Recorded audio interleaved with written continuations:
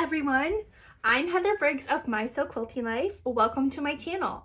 I am so happy you're here and I've got a fun video planned for you today, so let's dive in. Today I'm sharing my new block pattern called So Loving. This block pattern is available as a PDF on my website at mysewquiltylife.com. I will also be sure to link it in the description below. This pattern creates this adorable heart and spool block, and I actually have one to show you here. It is so adorable. I love it so much, and I cannot wait to see what you make with this. So I have a special tutorial for you showing you exactly how to make this block using the low-priced So Loving PDF pattern available on my website. I used the Country Rose fabric line by Layla Boutique for Moda Fabrics to make my So Loving block, but this block would look amazing in almost any fabric. So I'm so excited for you to make this block, and we'll go ahead and get started on a tutorial showing you how to make this cute So Loving block. Don't forget to share your progress on social media using the hashtag So Loving block. Okay, let's go ahead and get started. Now, I already went ahead and cut out all the pieces that I need for my So Loving block. You can find the cutting instructions for each of the pieces on page 1 of the So Loving block pattern. Again, I used Country Rose by Layla Boutique for Moda Fabrics, and then I used Bella 200, it's an off-white, for my background. Okay, we're gonna move on to step 1. In step 1, we're just drawing a diagonal line on the back of some of our pieces. So when we get to the following steps, it's easier. We don't have to draw the line and we can just go ahead and sew. So for step 1, we're gonna need fabric C, D, K, N, and O. So fabric C, fabric D, fabric K, fabric N, my fabric N, and my fabric O. And what we're going to do is we're going to draw a diagonal line on the back side of each of these pieces. I will go ahead and show you how I do it sometimes. Now, most of the time I actually just use diagonal seam tape. This is by Click Click Sew. I know I mentioned this in all of my videos. I love this stuff. I have it on my machine, and I just put my fabric up to that black line. My needle is at the red line, and I sew. So I don't ever really worry about adding diagonal lines to anything. I also usually use a friction pen. This will evaporate when heat is applied, and I like using this because I don't feel like it pulls my fabric and it disappears. So I'm just going to show you really quick how I would draw my diagonal line on the back of my fabric. Again, I use diagonal seam tape, so I'm not going to draw it on all of these, but I will just show you. So I have my friction pen and my ruler, and I line up from corner to corner my ruler, and then I just draw a line on the back. So now I have my diagonal line, which is what we do in step 1 for all of these pieces. Again, if you have diagonal seam tape, you can kind of skip over this step, but not everybody does, so I make sure I include it in my pattern. Okay, for step 2, we're going to be using fabric O squares. So here's fabric O squares with fabric J rectangles. So what we're going to do is we are going to, again, these should have a diagonal line on the back of them. We are going to place them on the top corners of fabric J rectangles, and we are going to sew on our diagonal lines. This will create the top of the heart and the small heart that you see inside the spool block. So we're going to sew on our diagonal lines this way. So I will do that, and I will press and I will trim off the excess, and I'll be right back. Okay, I just finished step 2, and I wanted to quickly show you. In the pattern, I have the little black arrows. Those are the direction that you press your fabric. So what I did is I pressed this right side into fabric J, and then the left side into fabric O. So you can kind of see that on the back. This way they nest when I put them together, because in step 4, we're going to be putting them together, and I want these to nest right here perfectly. So when it is open, these line up. Okay, so now we're going to move on to step 3. So for step 3, we're using our J units, which are these, and we're going ahead and putting fabric in on the corners. This will create the bottom of the heart.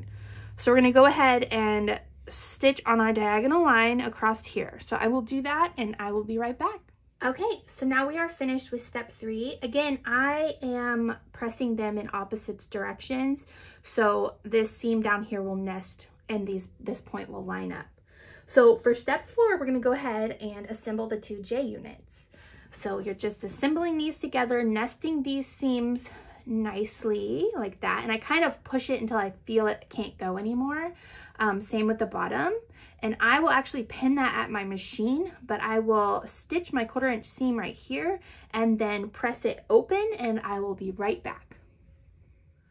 Okay, I just got done sewing that middle seam, and now my small heart unit is all finished, and pressing these seams in opposite directions created for some perfect points. If you can see that here, we line up great there and there. So that's so exciting. I love when I can nest my seams.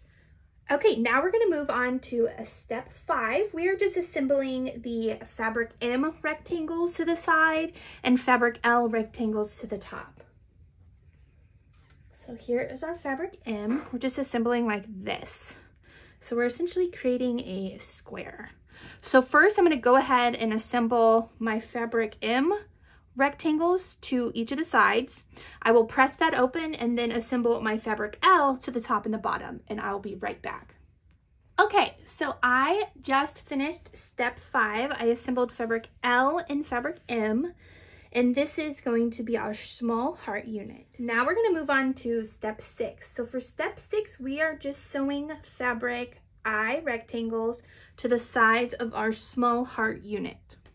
So we have our small heart unit, and this is fabric I. We're going to assemble fabric I to the sides of our small heart unit. I will do that, and I will press, and I will be right back. Okay, I just assembled fabric I to the sides of my small heart unit, and now we have made our spool middle unit. On the pattern, you will see after each step there is a measurement to make sure that your unit measures that.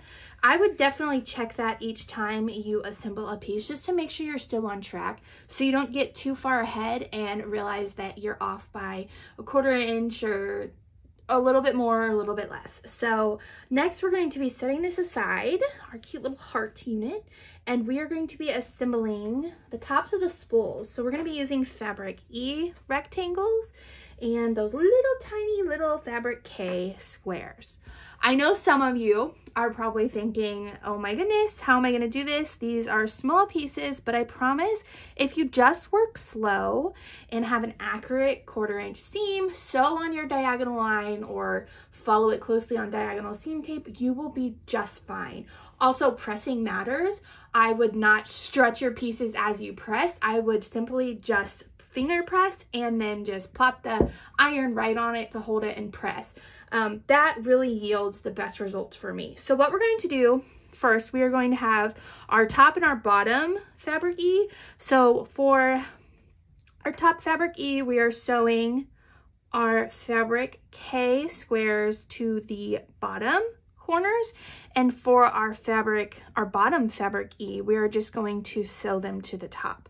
Essentially, because these are the same fabrics, they're not directional, I could sew them this way and then in construction flip it this way, but I just wanted you to be mindful if you are using directional fabric. So I'm gonna go ahead and sew on my imaginary diagonal line with my diagonal seam tape on these fabric K squares, and I will press them according to the instructions. The instructions tell me to press toward this way, and then I will be right back and we will assemble our spool unit. Okay, I just finished with my step 7. So I've got these little spool tops and bottoms. Now we're going to be moving on to step 8. We're going to be assembling our E units to the top and the bottom of our spool unit. This is our spool unit. So we're going to be assembling our spool unit. So you can see how it starts to look like a little spool. So cute. So something you want to be aware of when sewing this together is you really want the angle of this to meet up with this piece right here. So when pinning, just make sure you have you're going to meet at your 1/4 inch seam at the same time on your diagonal as you are in this seam.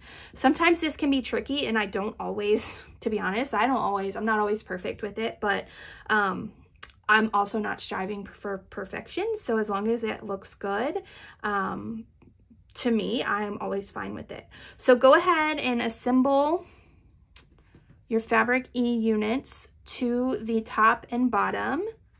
And then we will move on to step 9. So I will do that and I will be right back. While I was sewing, I thought of a little tip I could share with you. So I went ahead and assembled this side, and you can see they line up pretty good. I don't know if you can see that, but they line up pretty good. I'm pretty happy with that.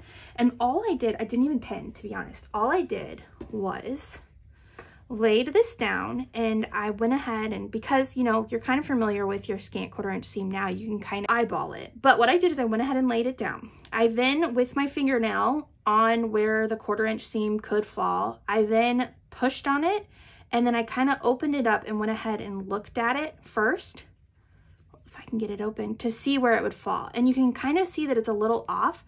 So then I scooted over just a little bit, and now you can see, I don't know if you can see that, but you can kind of see how well that lines up, and you can pin that. I would pin that. So I'm going to go ahead and pin that so I don't lose that. Okay, there we go. Sorry, off the camera a little bit. And then I will start stitching to about here. This might not be the way to do it, but this is the way I do it and the way I get these results. So feel free to comment below if you have a way or a tip for others how they can do this that's different than mine. So then after I had sewn about right here in the middle, I then look at this side, and you can honestly start pinning this side if you want and then kind of stretch it a little bit, but I wait and then I look, and then I'm like, okay, let's see what it'll look like. And then I'm like, ooh, that's ugly. So then what I'll do is I'll kind of shift it, and I'll pull this fabric a little bit tighter, and then I'll look again. And now you can see that's pretty darn close. And then I'll finish assembling that piece. So that's just a little tip about what I do. So I thought I would share that with you because I am pretty happy with how this is looking. So I'm going to assemble this side, and I will be right back. Okay, so I went ahead and pressed that. It is looking so cute, and my seams line up so wonderfully. I'm so happy with this. I went ahead and trimmed off just a little bit of excess that might have been on there, and the little threads that stick out according to the measurement in the pattern. So now we have our spool unit, and this is just so cute. This is so cute. I think this would be so cute as like just a quilt with several of these, or like a mini quilt. I might have to do that. We will see. Maybe next Valentine's, because I don't know, is it too late to release something with a heart on it now? I don't know. I'm always weird about that.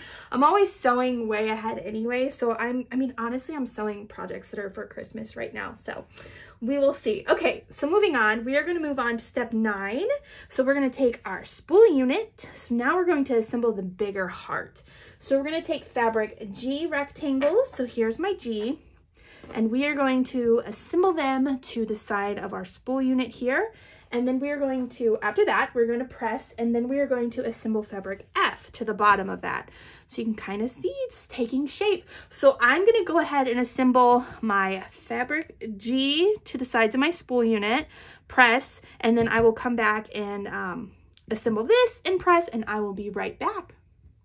Okay, look what we have. Oh my goodness. Oh, I'm getting so excited. Okay, so now we're going to move on to step 10. This looks so good. Gosh, it never looks this good on camera. Like, things are lining up good. Points are there. Oh, this is so awesome. Okay, moving on. We are going to do the top of the heart now. So we're going to set this guy aside. We are going to need our fabric H our fabric H rectangles, and then those fabric D squares.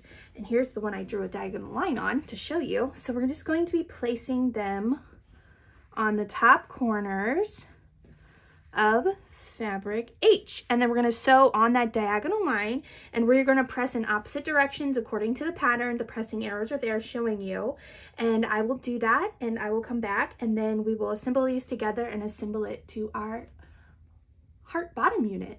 I'll be back. Okay, I just went ahead and finished step 10. So I have these H units. Now what we're going to do is we're going to assemble the H units together, and we want to make sure that we're nesting our seams here so that when it is open, it looks perfect and these points match up. So again, because I pressed in opposite directions, here I'll show you. I pressed this way and I pressed in on this one. These shall nest really nicely and create that top of the heart that we're looking for with that point.